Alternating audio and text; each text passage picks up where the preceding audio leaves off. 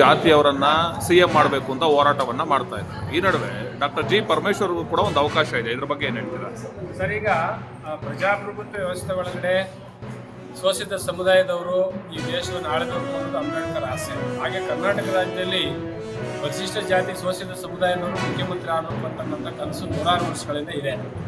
ಈ ಮುಖ್ಯಮಂತ್ರಿಯಿಂದ ವಂಚಿತರಾದಂಥವರು ಬಿ ಬಸಲಿಂಗಪ್ಪನವರು ಮತ್ತು ನಮ್ಮ ಸಮುದಾಯದಲ್ಲಿ ನರಸಿಂಹಮೂರ್ತಿಯವರು, ಸುಮಾರು ಜನ ಹಿರಿಯ ಮತ್ಸದಿಗಳು ಈ ಮುಖ್ಯಮಂತ್ರಿ ಹುದ್ದೆಯಿಂದ ವಂಚಿತರಾಗ್ಬಿಟ್ಟಿದ್ದಾರೆ ಸರ್.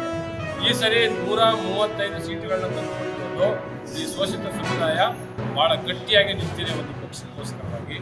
ಹಾಗಾಗಿ ಆ ಪಕ್ಷದವರು ಹೈಕಮಾಂಡ್ ಅವ್ರು ನಾನು ಕೇಳ್ಕೊಳ್ಳೋದಿಷ್ಟೇ, ಶೋಷಿತ ಸಮುದಾಯ ಪರಿಶಿಷ್ಟ ಜಾತಿಯವರು ಮುಖ್ಯಮಂತ್ರಿ ಆಗಲೇಬೇಕು. ನೀವು ಮುಖ್ಯಮಂತ್ರಿಯನ್ನು ಏನಾದರೂ ಈ ಸಂದರ್ಭದಲ್ಲಿ ಕೊಡಲಿಲ್ಲ ಅಂದರೆ ಈ ರಾಜ್ಯದ ಜನ ಮುಂದೆ ತೀರ್ಮಾನ ತಗೊಳ್ತಾರೆ. ಹಾಗಾಗಿ ಪರಮೇಶ್ವರವರಾಗಲಿ, ವಿಜಯಪ್ಪನವರಾಗಲಿ, ಯಾರೇ ಆಗಲಿ ಈ ಸಮುದಾಯದವರು ಮುಖ್ಯಮಂತ್ರಿ ಆಗಬೇಕು ಅನ್ನೋದು ನಮ್ಮ ಗಟ್ಟಿ ಧ್ವನಿ. ಅದಕ್ಕೋಸ್ಕರ ನಾವು ಮುಂದಿನ ತಿಂಗಳು ಬೆಂಗಳೂರಿನ ಅರಮನೆ ಗ್ರೌಂಡ್ನಲ್ಲಿ ಒಂದು ದೊಡ್ಡ ಶೋಷಿತ ಸಮುದಾಯದ ಸಭೆಯನ್ನು ಕರೀತಾ ಇದ್ದೇವೆ, ಒಂದು ಸಮಾವೇಶವನ್ನು ಮಾಡ್ತಾ ಇದ್ದೇವೆ.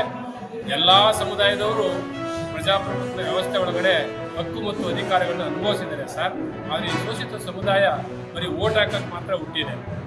ಬರೀ ವೋಟ್ ಬ್ಯಾಂಕ್ ಅಷ್ಟೇ, ಇವರು ಮತ ಬ್ಯಾಂಕ್ ಅಷ್ಟೇ. ಇವರು ಹಿತವನ್ನು ಕಾಯಬೇಕು ಅಂತ ಯಾವುದೇ ಪಕ್ಷಗಳ ಮನಸ್ಥಿತಿ ಸರಿ ಇಲ್ಲದೆ ಇರೋದ್ರಿಂದ ಇಲ್ಲಿವರೆಗೂ ಇದು ವಂಚನೆ ಆಗಿದೆ. ಬಟ್ ಈಗ ಅದು ಆಗಲಿಕ್ಕೆ ಬಿಡೋದಿಲ್ಲ. ಈಗಾಗಲೇ ಹೈಕಮಾಂಡ್ ಚರ್ಚೆ ಆಗಿದೆ.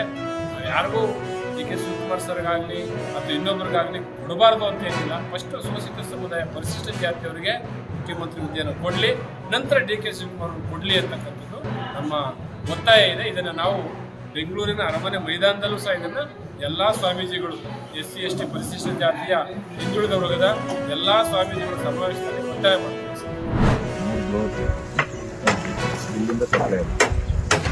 ಇಲ್ಲಿ ಏರಿಯೇಷನ್ನು, ಸೆಟ್ಲಿಂಗು, ಡಿಕ್ಯಾಂಟಿಂಗ್ ಅಂತ ಇದು 3 ಸೈಕಲ್ ಆಗುತ್ತೆ. 3 ಸೈಕಲ್ ಆಗಿ ಫೈನಲ್ಲು ಬಿಲ್ಡಿಂಗ್ ಆಚೆ ಬರುತ್ತೆ. ಆಚೆ ಬಂದು ಇಲ್ಲಿ ಕ್ಲೋರಿನ್ ಕಾಂಟ್ಯಾಕ್ಟ್ ಟ್ಯಾಂಕ್ ಅಂತ ಬರುತ್ತೆ.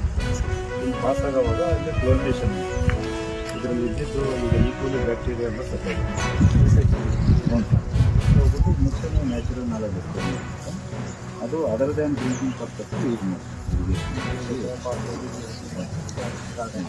ಆಮೇಲೆ ಇದು ಈಗ DGನೂ ಇರುತ್ತೆ ಸರ್, ಕರೆಂಟ್ ಏನಾದ್ರು DGನೂ ಇರುತ್ತೆ. ಆಮೇಲೆ ಒಂದು ಸಬ್ಸ್ಟೇಷನ್ ಮಾಡ್ತಾರೆ. 24 hour ಪವರ್ ಕಂಟ್ರೋಲ್, ಫ್ಲೋರ್ ಮೇಲ್ಗಡೆ ಒಂದು ಸ್ಟಾಡಾ ಕಂಟ್ರೋಲ್ ಎಲ್ಲ ಆಟೋಮೆಟಿಕ್ ಸೈಕಲ್ ಆಗ್ತಾ ಇರುತ್ತೆ. ಆಮೇಲೆ ಮೇಲೆ ಒಂದು ಲ್ಯಾಬ್ ಇರುತ್ತೆ. ಲ್ಯಾಬಲ್ಲಿ ಎವ್ರಿ ಡೇ ಅದು ಸ್ಯಾಂಪಲ್ಸ್ ಇನ್ಕಮಿಂಗ್